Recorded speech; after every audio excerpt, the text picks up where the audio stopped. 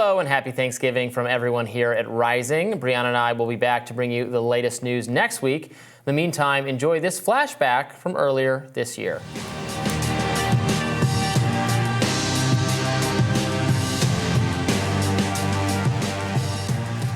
We're joined now by California Representative Khanna. Congressman, welcome to the show. Thank you so much for joining us. Thank you. Always a pleasure. Yes, it's our pleasure, and we have a lot we want to talk about with you today. First, we want to get your reaction. House Republicans obviously moving forward with this impeachment inquiry against President Biden. Here's Speaker McCarthy's announcement yesterday. These are allegations of abuse of power, obstruction, and corruption, and they warrant further investigation by the House of Representatives. That's why today I am directing our House committee to open a formal impeachment inquiry into President Joe Biden. This logical next step will give our committees the full power to gather all the facts and answers for the American public. That's exactly. Representative, your response. Well, I thought Senator Fetterman had the best response, and that this is silly. It's silly season in Washington. McCarthy doesn't even have the votes in his own caucus to do this. It's not going anywhere in the Senate, and it's just political gamesmanship to try to put a black eye on the president heading into 2024. Are you concerned it will be effective, even if it is silly, that there is a percentage of the American population, including the liberal media, which is increasingly covering this issue, who at very least see this as a kind of corruption, even if it's soft corruption, and maybe makes them think that the kinds of allegations that have been that Donald Trump has been charged with are less a big a deal because everybody basically in the so-called swamp is tarnished? No, I don't think it'll be effective because the Republicans don't even have the votes in their own caucus. Donald Trump, remember, was impeached twice, and even the impeachment inquiry that the Speaker brought the first time, 2 weeks later, there was a vote ratifying that inquiry by the House of Representatives. Here, you don't have the votes, and that shows that the Republicans themselves know that this is just a totally politically motivated investigation for the reasons you said. I mean, Trump wants this because he's trying so desperately, twice impeached, 4 times indicted, to try to muddy the waters and get something to stick to President Biden. He's been trying that. That was one of the reasons he was impeached the first time. He's been looking for dirt, to manufacture dirt from the beginning, and it's not going to work. You know, are you worried, though, about, the polls showing President Biden's approval ratings that many people, majority, I think, even in the Democratic Party, would prefer another candidate? Polls showing him running about even with Donald Trump, Ron DeSantis, Nikki Haley, actually, if she was somehow to be the nominee, up, above President Biden. Is he in a weaker position in terms of his reelection than one would hope for in your party?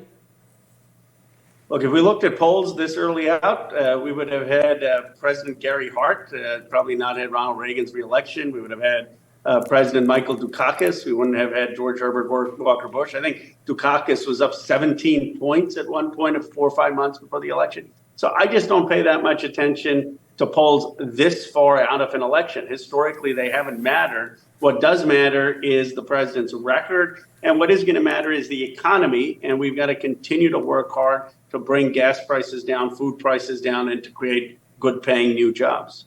Well, that's part of the issue as well. I think people have been pointing to the consequences of the pandemic-era programs ending. The administration once bragged about having child poverty. Now we're seeing kind of record levels of the same. There has been a lot of disappointment around the student debt issue, as I'm sure you know.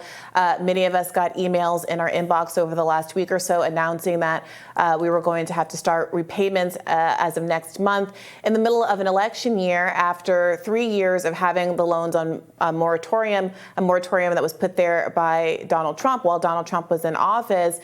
Do you think that Democrats can make a good case that the economy is doing well and that they should feel better about their economic status today than they did 3 or 4 years ago?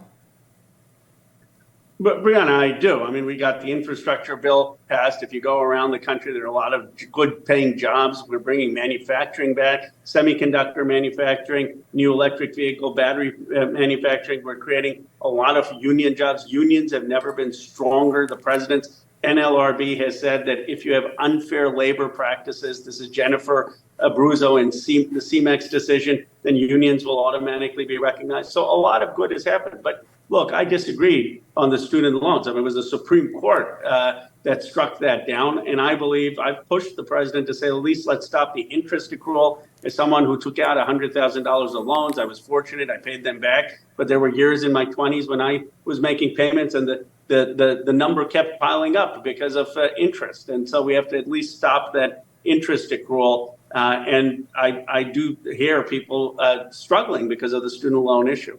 Well, Representative Khanna, I do have to push back on two things. One, the loans have started again because Joe Biden chose to negotiate the end of the moratorium as part of the last debt ceiling negotiations. That was a choice by Joe Biden that cannot be attributed to the Supreme Court. If he plans to challenge the Supreme Court decision, as he is doing, he could say, let's continue the moratorium so that people don't have to pay sums that ultimately are going to be canceled when I am successful.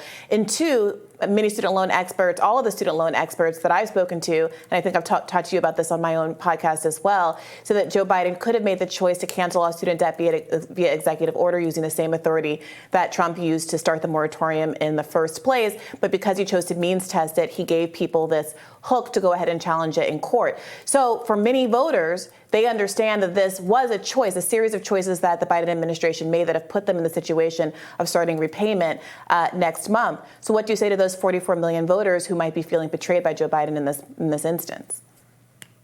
Well, look, the president used the HEROES Act, and he can still use the Higher Education Act. So even though he made that deal with McCarthy, which I disagreed with, I voted against it, as you remember, he still now is pursuing the Higher Education Act to trying to suspend the repayments on the loans. And I believe under the Higher Education Act, he will have the authority. And I do think the administration should, when they have the authority, zero out the loans up to the $20,000 that they've said, so that people, if they're going to court, are going into court to sue students as opposed to having no relief. Would I have been more aggressive than the president? I would have. But the reality is that the president has done a lot. I mean, he has invoked the authority. He's fought this in court. He's now invoking another authority. And the real blame of this is on the Supreme Court and on the Republican side, where they made zero effort. So I and some progressives want to make an effort of a 10. President Biden probably was at a 7. And then you've got a Supreme Court and Republicans at a 0. The blame doesn't go from someone who's at a 7. The blame goes to people who are at a 0. But Khanna, isn't it the case that but for him choosing to negotiate, of all things, the end of the moratorium, people would not have to start paying in the middle of an election year their student loan payments back on October 1st? That was a choice that was purely within Joe Biden's purview, no? No, because he negotiated saying that he wouldn't invoke the HEROES Act. He's now invoking a different authority. He's invoking the Higher Education Act. And if the Supreme Court was going to strike down that's a different question, the use of the HEROES Act, then the negotiation wouldn't have mattered. It was moot after the Supreme Court. He would have had to have a different negotiation. The negotiation only covers the HEROES Act. It doesn't cover the I'm specifically talking about the end of the moratorium, not the question about whether or not the cancellation itself will ultimately be held up by the courts is a separate issue, but we can move on. But I want to be really clear, the moratorium is what people are concerned with, that Joe Biden made the choice to make them start repaying in the middle of an election year. But the moratorium is also under the HEROES Act. You could have the moratorium under the Higher Education Act. And we should be pushing for a moratorium. But the moratorium wasn't what was challenged. That's a Trump-era policy that has been persisted for 3 years. True, but the moratorium, the deal with McCarthy only applies to the HEROES Act. You can still have a moratorium under the Higher Education Act or other authorities, and we should be pushing for a moratorium on interest accrual and student repayment. And I believe we can do that even under the terms of the deal, because that only restricts the HEROES Act. Right, and obviously there are many of us who think that people should repay exactly what they borrowed, and that it would be a blunder to forgive people's debt obligations, actually, but that's my perspective, obviously not the progressive perspective. Representative, we wanted to ask you about a couple other things. You put forth a new 5-point political reform platform, which includes things like banning candidates for federal office from receiving donations from lobbyists or political action committees of any kind, 18-year term limits for Supreme Court justices. If Democrats win the House, will this legislation be a priority? Can you talk about it a little bit more? Nancy Pelosi, Hakeem Jeffries, how do they feel about your legislation? Fill us in. Well, I'll be putting it up hopefully for a vote, and I want the Democrats to run on this. The president and members of Congress, we should have zero PAC money. We should not have leadership PACs. I don't take PAC money, never have, don't have a leadership PAC. We shouldn't have money from corporations or lobbyists. Members of Congress shouldn't be allowed to go become lobbyists ever. Members of Congress shouldn't benefit personally through stock trading. Members of Congress should be term limited, as should Supreme Court justices, and we need an ethics code for Supreme Court justices. The amazing thing is this common sense proposal has had so much support from across the aisle, and I think it is a opportunity for us to run on reform, to make reform. No one in the current political system is perfect. What voters are looking for is a bold agenda to fix the system. Do you think Biden should embrace this agenda? I do. You know, I don't understand how a twice impeached, 4 times indicted former president is trying to run as the outsider. And I believe that the Democratic Party needs to run as the outsider. They're going to clean up a system that obviously isn't working for the ordinary Americans. Do I think most people who come to Congress have good intentions? I do. I actually do. But the point is that the system itself is totally influenced by lobbyists, by special interest money, by members then ending up and going and becoming lobbyists. And the American people have no faith in that the system is actually looking out for them. These are the types of reforms that will say we're trying to prioritize people over special interests. You know, there are challengers to Joe Biden, Marianne Williamson, RFK Jr., who are running on, I think, objectively more progressive platforms, or probably even are more on board with some of the policies you yourself have put forward, including what you've just outlined. And obviously there are so many in the Democratic Party that have said they would like a different nominee, which I know I've already asked you about. But is it simply because, you know, Biden is the incumbent, so, you know, it would be very odd to not support the incumbent, even though there are more progressives in the race? You know, what is the reason that one feels so strongly about sticking with President Biden? Well, ideology isn't the only thing you look at when you vote for president of the United States. Experience matters. Can you do the job? Can you be the leader of the free world? Are you going to be able to rally our allies? Do you know how to lead the military? Are you going to be able to build coalitions in the House and the Senate to get things done? Are you going to be able to spearhead legislation? So, yes, there's some of his challengers who I may agree with on Medicare for all or free public college. But when I look at who I think would be the best president overall, I believe that's Joe Biden. You believe, you listed a number of things. It seems like Medicare for all, having universal health care for millions of Americans, and the richest country in the history of the world, where we're currently paying twice as much for health care costs than any other peer nation. And we have something called medical bankruptcy, and also 68,000 people before the pandemic dying every year from a lack of health care, is lower on the priority list than someone who can lead a military which many Americans on both sides of the aisle feel like should be led less, a military budget that we think should be cut. Many Americans think that should be cut significantly. Is it accurate to say that I've articulated your priorities? That's a mischaracterization of my position. I was the only person on the Armed Services Committee, 1 out of 56, that people can look at, who voted against the military budget going to $1 trillion.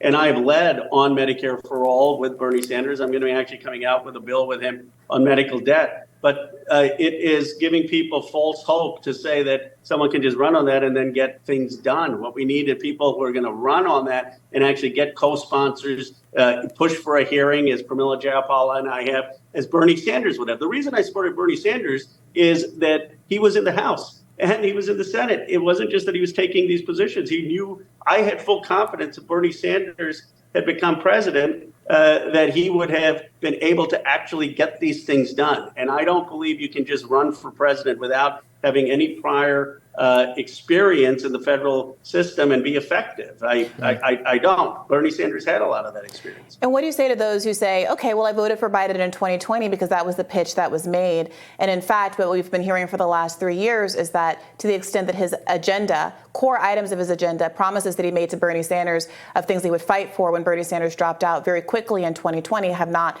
been actualized. For example, a $15 minimum wage, a policy so popular that Trump's Florida in 2020 voted for it with 60% of voters supporting that particular policy.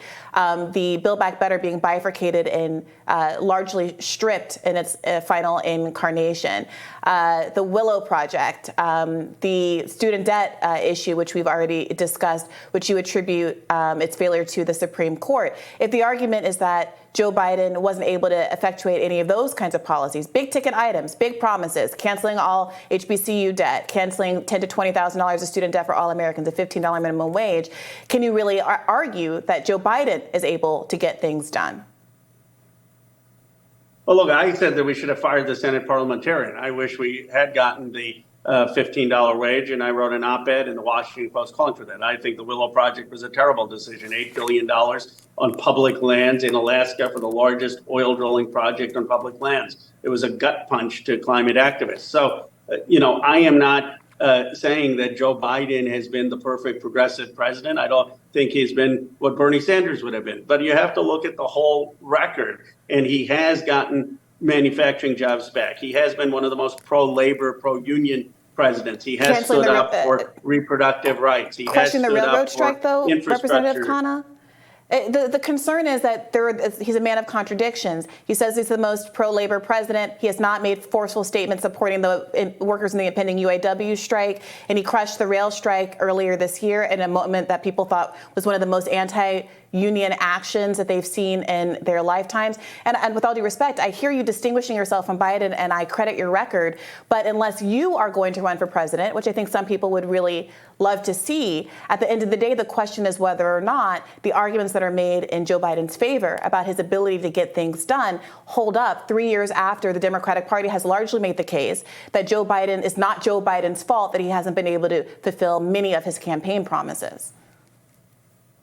Well, I would say that Joe Biden has been more progressive than I expected. He is standing on labor. I think he is genuinely. He stood with Starbucks workers. He stood with Amazon workers. He's standing with UAW workers. Now, I think we need to be 100% with UAW workers. I mean, the big three have had $5 billion in stock buybacks. Where is that money going that they can't pay the workers more and they're getting tax subsidies? So obviously, you're going to hear a progressive like me, like Bernie Sanders, like others in the progressive caucus be want a bolder, more populist economic message and stand clearer on climate and income inequality issues. That's why I supported Bernie Sanders.